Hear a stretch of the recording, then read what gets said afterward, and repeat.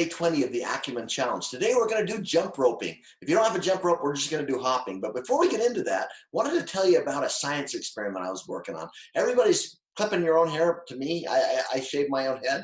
I've been saving the clippings and things like fingernail clippings and bloody bandages. I boiled it in some water, put the water in my garage, and oh, hey, come in. This is Easton. You put that in your garage, and yesterday I went out and there was a clone of myself. And so I thought I'd have Easton. He's my new project. He's about 3 days old. Come and help us do some demos. So we're going to do some jump roping, and jump roping is pretty simple. All you have to do is take the rope, put it behind you, swing it in front of you, and then jump. So I've been working on it with Easton. I named him Easton because he's going in kind of a different direction than I went. But Easton, go ahead. Okay, put the rope behind you. Okay, put the rope behind you like so. And then put it behind him and swing it. I mean, it's been kind of frustrating working. I really think it's my DNA. I'm not sure 100%. I mean, the more I spend with him, you know what? Easton, just drop the rope. Drop the rope. Go stand in the corner. So just stay in the corner, okay? I got to finish this. So anyway, sorry about that. It didn't go how like I planned, but you know how to do jump ropes. I think everybody's done them before. If you don't have a jump rope or don't have a place to jump rope, just do what we call get back in the corner. I told you to stay in the corner. So just do what we call penguin hops, which is tapping your sides twice as you jump.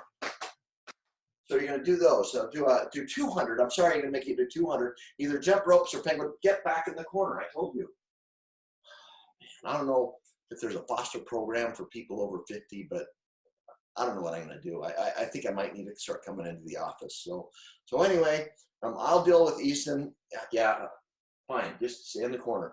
Have a great day. I have some challenges ahead of me. So this science project maybe didn't go as well as I planned. So everybody, 200 jump ropes or penguin hops.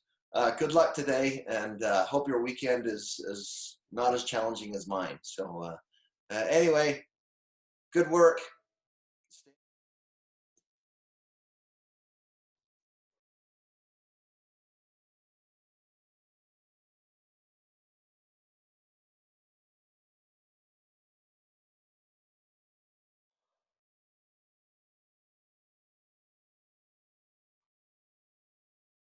I've got to start coming back into the office.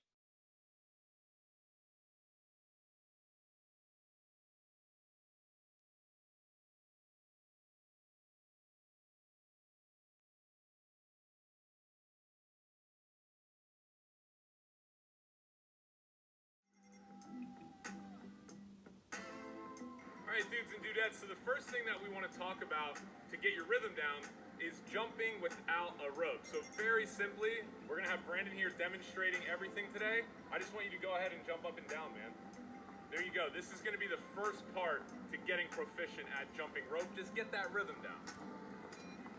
Next up, what we're going to talk about is getting the rhythm down through counting. Notice how Brandon is jumping here. He wants to be even with his jumps because he wants the rope spinning around should match his feet. So in your head, Brandon's going 1, 2, 3, 4, 1, 2, 3, 4. Those counts should all be even. It's really important that you have the correct rope length for jumping rope so that you're not kicking your feet. So what you want to do here is go ahead and step in the middle of your rope, and when you pull the handles up, it should come about to the middle of your chest or somewhere right below your chest. So as you can see here, the handles come a little bit above the nipple area, and the rope is just about at Brandon's nipple area. That's the size of the rope that you want. If you guys want some additional help measuring your rope, we did make a full-length video on this channel for that. It's linked up there. Check it out. All right, now guys, we're gonna incorporate the rope. The first thing I wanna mention is Brandon is using a half-pound rope, which is a little bit heavier than a normal jump rope. And the reason he's doing that is because for beginners, it's really good to have a slightly heavier rope because more resistance provides more feedback, makes it a little bit easier when you're starting out. All right, the first thing that I want you guys to notice is that Brandon's knees are slightly bent. Not too much, but not stiff. Brandon is also up on his toes. You do not want to be flat-footed when you are jumping rope. It will cause injury, so be sure to be up on your toes. All right, now we're going to talk about jump rope symmetry. Check out Brandon's hands here jutting out from the sides of his hips. If you you split Brandon down symmetrically, he would look the same on either side. You don't want to have a misalignment where one hand's up here and the other's down here. You want to have each hand jutting right out to the right and left of your hips, as you see. Next up, we're going to talk about your wrists and your forearms. They are the most important thing. I'm just going to say that, get that in your brain. They are the most important thing, not your feet. Don't focus on your feet. A lot of people will get into mistakes in a little bit, but they focus too much on their feet without realizing that most of the control comes from your wrists and your forearms. Now that we got the wrist action down, make sure that your hand placement is not too far forward and also not too far backward. It should be right in the middle of your body, as you see here. Brandon is jumping no more than 2 to 4 centimeters off the ground. For those of you in the United States, it's like 1 to 2 inches off the ground. But what I'm trying to say is you should have low impact because that's going to prevent injury and keep you jumping for a long time. And lastly, for form fundamentals, we're going to talk about posture. Brandon has perfect posture, as you can see here. His whole body is aligned from his head down to his toes. You don't want to be leaning over. You don't want to be leaning backwards. You want to be nice, straight up and down. Alright, the next section here we're going to be going over beginner mistakes, and Dan is showing you the number one beginner mistake, which is doing the double jump. So as you can see here, Dan is putting in 2 jumps per swing of the rope. Now every rotation we actually only want 1 jump. So right now, it's not what we want. We want to move from going 2 jumps to just 1 jump. Dan, show them what 1 jump looks like. There it is. Alright, next thing we're going to talk about is alignment being off. Now some people get completely off kilter where one arm is really high and the other one's down low. Again, we want to stress symmetry in every movement you have. So if you're off balance and your alignment isn't right, it's going to be hard to get in a consistent rhythm. So make sure you maintain that symmetry. Next beginner mistake is kicking your heels back. Now a lot of people stress out about just being able to jump over the rope, so they kick their heels back like you can see Dan doing right here. This is not what you want because it's actually harder on your knees and joints, and it's harder to maintain a consistent jump rope rhythm. Next issue people have is flailing their arms around. Again, we talked about in the beginning of this video, making sure that you minimize movement and really just use your wrists and forearms to control it.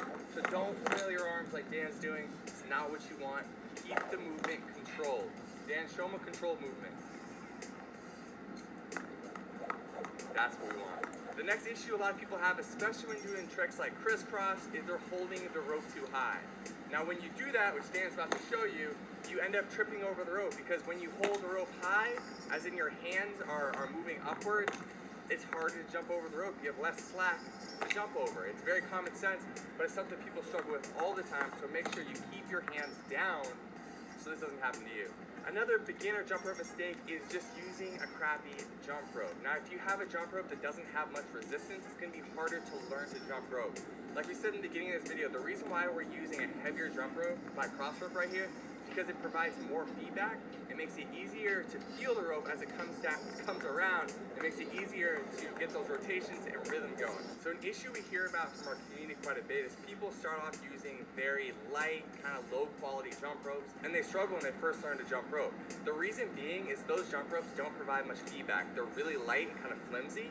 And so when the rope comes around, it's hard to feel that feedback and be able to get in a consistent rhythm. That's why we recommend using heavier ropes when you're getting started. It's really good for beginners. As you can see, Dan has been utilizing